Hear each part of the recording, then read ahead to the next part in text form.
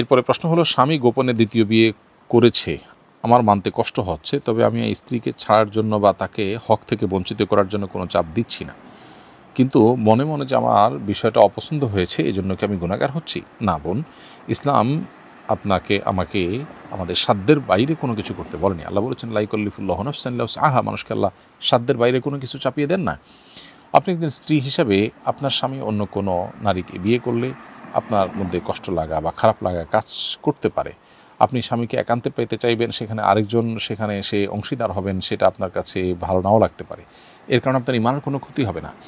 মৌলিকভাবে যদি আল্লাহর এই বিধান, একাধিক বিবাহের পদ্ধতি বা সিস্টেম রেখেছেন আল্লাহ তাআলা, এটাকে যদি আপনি অপছন্দ করেন, ঘৃণা করেন, ইসলামের সব ভালো লাগে এটা ছাড়া, এটাই যদি আপনি কথা বলেন, তাহলে সেটা আপনার ঈমান থেকে খারিজ হওয়ার মতো বিষয় হতে পারে। কিন্তু সেই পর্যায়ে যদি না যায়, বরং আপনি স্পেসিফিক আপনার স্বামী এটা করেছে, সেটা আপনার কষ্টের কারণ হচ্ছে, তার কারণে আপনার কোনো গুনাহ হবে না। বরং আপনি যে সবর করছেন, আপনি যে আপনার স্বামীর এই বিয়ের পরও আপনি বলছেন যে তার হক, অর্থাৎ দ্বিতীয় স্ত্রীর হক যেন নষ্ট না হয় সেদিকে আপনি খেয়াল রাখছেন, এর কারণে আপনি আল্লাহর কাছে আজর পাবেন, বিনিয়োগ পাবেন। দুনিয়া খুবই সংক্ষিপ্ত বোন, দেখতে দেখতে দুনিয়ার জীবন কিন্তু পার হয়ে যায়। আমরা আজকে যেটাকে খারাপ মনে করছি কালকে ভালো লাগে, আজকে যেটাকে ভালো মনে করছি কালকে সেটা খারাপ লাগে। ভালো হোক আর খারাপ হোক, জীবন শেষ হয়ে যাবে। কিন্তু আমি যে সবর করছি, আমি যে আল্লাহর ফয়সালাকে মেনে নিচ্ছি, আমি যে ধৈর্য ধারণ করছি, এর কারণে আল্লাহর কাছে আপনি অবশ্যই বিনিময় লাভ করবেন ইনশাআল্লাহ তাআলা। এরপরে প্রশ্ন হলো, ইঁদুরের বাচ্চা জায়নামাজে পায়খানা করেছে, যা একদম শুকনো, ঝাড়া দেওয়াতেই পরিষ্কার হয়ে যায়, এক্ষেত্রে কি জায়নামাজ ধোয়ার প্রয়োজন আছে?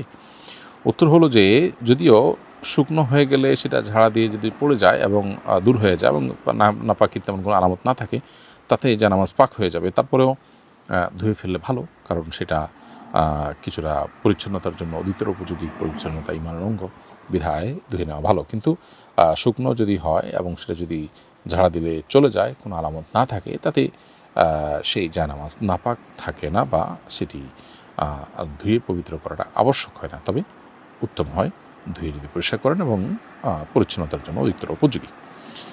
এরপরে লিখেছেন মাসুদ রানা, আপনি লিখেছেন, আমি 20 গ্রাম ওজনের একটি রূপার চেইন ব্যবহার করছি, এটি কি জায়েজ হচ্ছে? ভাই মাসুদ রানা, পুরুষের জন্য রূপা হিসাবে ব্যবহার করতে চাইলে আংটি ব্যবহার করতে পারেন এবং সেটা 4.5 গ্রাম ওজনের হবে, এর বেশি হবে না।